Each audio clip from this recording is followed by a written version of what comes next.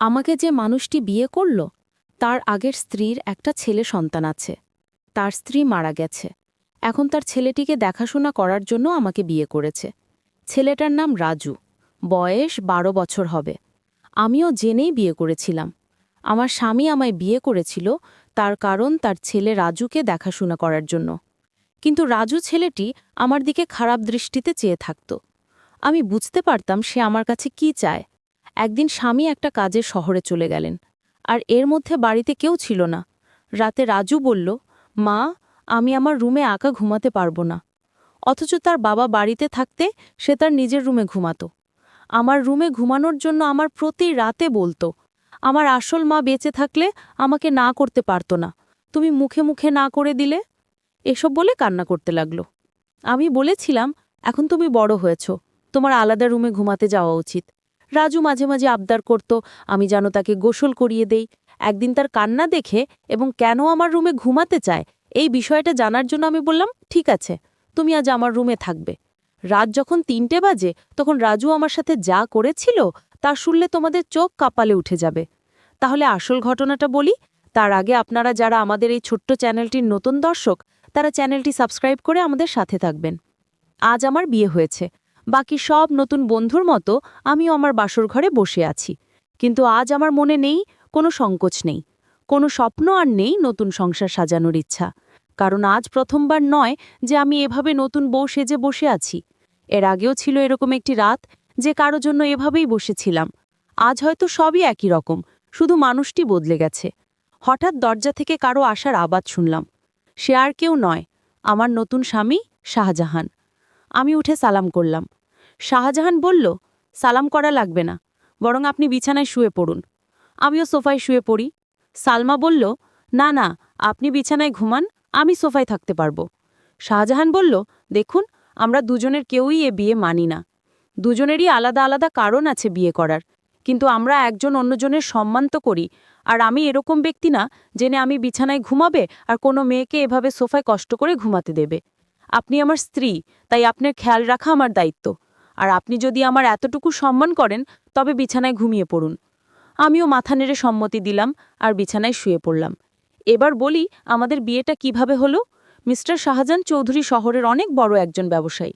আমাদের বিয়েটা পরিবারের সম্মতিতেই হয়েছে। বলতে গেলে পরিবারের জন্যই হয়েছে। অবশ্য আমাদেরই অসম্মতি ছিল না। আজ আমরা দুজনে এক পবিত্র বন্ধনে আবদ্ধ। কিন্তু এই বন্ধনে কোনো মনের জায়গা নেই, কারণ আমাদের দুজনের মনে যে অন্য কারো নাম আগে থেকেই লেখা। মানে দুজনের মনেই অন্য কারো মায়ায় জড়িত। অন্য কারো কাছে আমাদের মন বন্ধক রয়েছে। ভাবতেই চোখ দিয়ে এক ফোঁটা জল বয়ে গেল।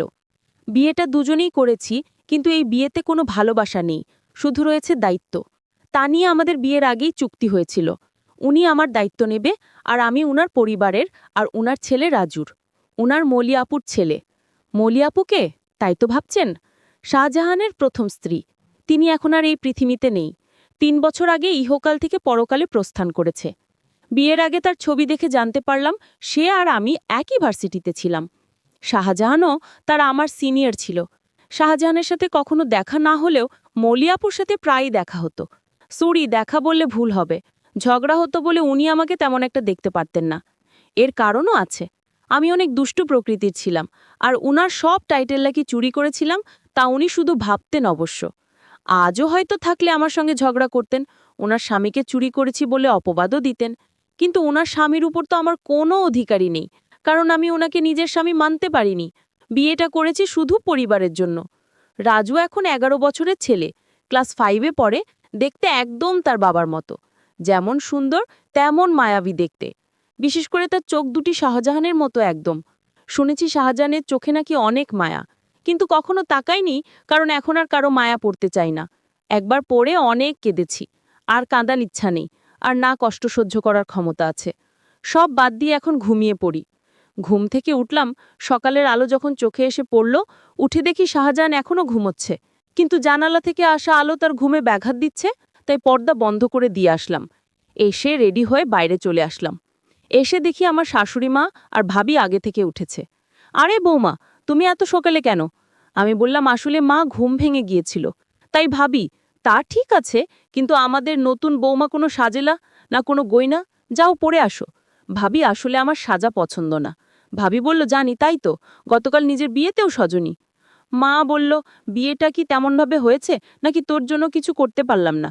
ভাবি বলে, থাক মা, বাদ দেন। মা, আমাদের নতুন বৌমা তো এমনিতেই চাঁদের টুকরা, ওর সাজাগোজা লাগবে না। ভাবি, আমি বুঝি সুন্দর না, মুখ গোমরা? মা বলল, তুইও খুবই সুন্দর, কিন্তু মা জানো, আমি ছেলে হলে ঠিকই প্রেমে পড়তাম। আমার যা এত সুন্দর। সবাই হাসাহাসি করত। সালমা বলল, মা, আমি আপনাদের জন্য চা বানিয়ে আনি। মা বলল, আরে না, তুমি বস, আমরা সব করব। সালমা বলল, মা, আমার ভালো লাগে না এমনি বসে থাকলে। মা কিন্তু, সালমা প্লিজ মা। ভাবে বলল, আচ্ছা ঠিক আছে, তাহলে আমি সাহায্য করি, আর সাথে অনেক গল্প করব, কেমন? সালমা, আচ্ছা। সালমা চা বানালো আর রানুও ভাবির সাথে গল্প করল। আসলে গল্প করছিল না, শুধু শুনছিল। চা বানানো শেষে নিয়ে আসে। এসে দেখে মা, বাবা আর শাহজাহানের ভাইয়া বসে আছে। বসে বসে গল্প করছে। সবাইকে চা দিল। বাবা বলল, অনেক মজা হয়েছে। তোমার চায়ের থেকেও মজা হয়েছে শাহজাহান। হ্যাঁ, অনেক অনেক ভালো হয়েছে। রানুকে একটু চা বানানো শিখিয়ে দিই। রানু, কি এত বড় কথা? কাল থেকে 7 দিন তোমার চা বন্ধ। বাবা বলল, না না, আমি তো দুষ্টমি করে বলেছি। তুমি তো জানো আমি চা ছাড়া থাকতে পারি না। এইভাবে সবাই চা খেয়ে নিলাম। তারপর আমি আমার স্বামীর রুমে গেলাম। গিয়ে দেখি অবাক কাণ্ড। শাহজাহানের ছেলে, অর্থাৎ আমার স্বামীর ছেলে তো আমারই ছেলে, সে তো বড় দুষ্টু হয়ে গেছে। অল্প বয়সে মনে হয় পেকে গেছে। গিয়া দেখি দেখি একটা পুতুল হাতি নিয়ে বলছে, তুমি কবে আমার হবে মা, কবে আমায় কাছে টেনে নেবে? আমি যে আসতে পারছি না মা। আমি অবাক হয়ে তার কথাগুলো শুনতে পেলাম। কোন মাকে সে চায়, আর মায়ের কাছে তার কিসের চাওয়া? আর তার মা তো বেঁচে নেই।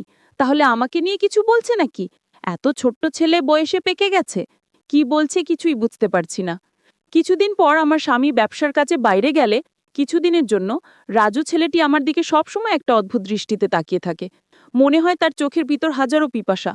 আমি হঠাৎ জিজ্ঞেস করলাম, এই রাজু, তুমি এভাবে আমার দিকে তাকিয়ে কি দেখছো? আমি আপনার চেহারা দেখছি। আপনার চেহারায় এতটাই মায়া যে আপনার চেহারায় আমি একটা অদ্ভুত জিনিস দেখতে পাই। আমি তো তার কথা শুনে অবাক। এতটুকু বাচ্চা ছেলে এসব কি বলে? হঠাৎ আমাকে জিজ্ঞেস করে ফেলল, আচ্ছা মা, তুমি বাবাকে কেন বিয়ে করলেন? আমি বললাম, দেখো তুমি ছোট মানুষ, আর তাই তোমাকে দেখাশোনার জন্য তোমার বাবা আমাকে বিয়ে করেছে। রাজু ইদানিং দেখছি আমার দিকে অদ্ভুত দৃষ্টিতে তাকিয়ে থাকে। আমি যেখানে যাই সেখানে আমাকে ফলো করে। আমি গোসল করতে গেলাম। রাজু বলছে, মা, অনেক দিন হলো আমার মা আমাকে গোসল করিয়ে দেয় না, আমাকে ভাতও খাইয়ে দেয় না। মা, তুমি তো আমার মা, যেহেতু আমার আগে মা মারা গেছে, এখন আমার মা হিসাবে আমার আব্বু তোমাকে বিয়ে করে এনেছে মায়ের শূন্যতা পূরণ করার জন্য। মা, তুমি আমাকে তোমার হাতে গোসল করিয়ে দাও। আমি বললাম, দেখো রাজু, তুমি যখন ছোট ছিলে তখন তোমার মা তোমাকে গোসল করিয়ে দিত, আর এখন তো তুমি বড় হয়েছ, তুমি নিজ হাতে গোসল করতে শিখেছ। তাই এখন আর আমি তোমাকে কিভাবে গোসল করিয়ে দেই? তুমি নিজেই করতে পারবে বাবা। সৎ মা পার কখন মা হয় না, আমি বুঝতে পারলাম। আমাকে তোমার কোনো হেল্প করতে হবে না। এই বলে রাজু চলে গেল। আমি চিন্তা করলাম, আমার কি কোথাও ভুল হয়েছে? আমি তো এখন তার মা, আর তাই মা হিসাবে আমার কর্তব্য পালন করা উচিত ছিল। কিন্তু তার বাবা বাড়িতে থাকাকালীন আমার হাতে গোসল করতে চাইতো না, আজ বাড়িতে তার বাবা নেই। আসলে কারণটা কি? বিষয়টা আমি কিছুই বুঝতে পারছি না। এসব ভাবতে ভাবতে রাতের রান্না শেষ করে আমার রুমে গিয়ে রাজুকে ডাক দিলাম। গিয়ে দেখি আমার একটা ছবি হাতে নিয়ে ছবিটির সাথে কি যেন বলছে, আর ছবিটির সাথে এক অদ্ভুত আচরণ করছে, আর মাঝে মাঝে হাসছে, আবার কান্নাও করতেছে। আমি এসব ভাবতে ভাবতে পাগলের মতো হয়ে গেলাম। কিছুতেই ঘুমাতে পারছিলাম না। কিন্তু হঠাৎ আমার মাথায় একটা বুদ্ধি এলো। আসলে রাজু আমার কাছে কি চায় তা আমার জানতে হবে। তাই আমি সিদ্ধান্ত নিলাম, আমি আমার রুমে তাকে থাকতে দিব, আর আমি ঘুমাবো না, ঘুমের ভান করে থাকবো। তাহলে বুঝতে পারবো আসলে রাজু আমার কাছে কি চায়, তা স্পষ্ট হয়ে যাবে। পরদিন আমি রাজুকে বললাম, রাজু, তোমাকে আজ আমার নিজের হাতে খাবার খাইয়ে দিব, তুমি খাবে? না না মা, আমি তোমার হাতের খাবার খাবো না, কারণ তুমি আমার আবদার পূরণ করো না। ঠিক আছে বাবা, তোমার সব কথা রাখবো। তুমি এবার আমার হাতে রান্না করা খাবার খেয়ে নাও। সত্যি বলছো মা? সত্যি, 3 সত্যি। এবার রাজু খুশি হয়ে সে আমার হাতের খাবার খেলো। ঠিক আছে বাবা, তাহলে তোমার আজকে তোমার রুমে থাকতে হবে না, তুমি আমার রুমে ঘুমাবে।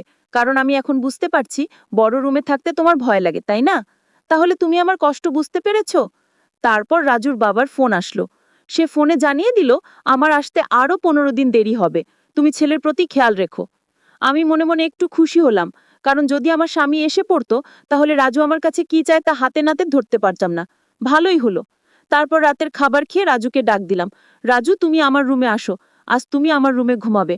শুধু আজ নয়, যতদিন তোমার বাবা আসবে না ঠিক ততদিন পর্যন্ত, বুঝলে? লক্ষ্য করলাম রাজু অনেক খুশি হয়েছে।